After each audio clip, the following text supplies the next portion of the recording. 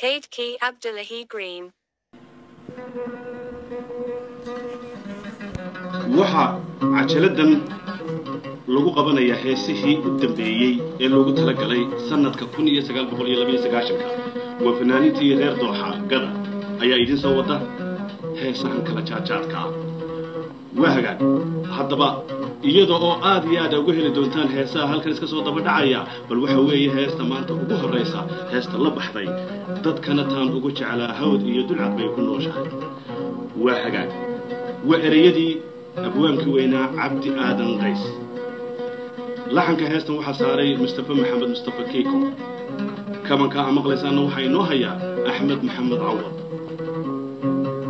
waxa ina soo gaarsiinayo inoo balbalaadhinaya fanaankii weynaa waa maxamed barsame qaasaale darbuugadahana waxaa haya siciid qiiq iyo mustafa maxamed waa mustafa keeko maqal macaan waana hambalyo ka timi cabdullahi green dooxa gada wayna ka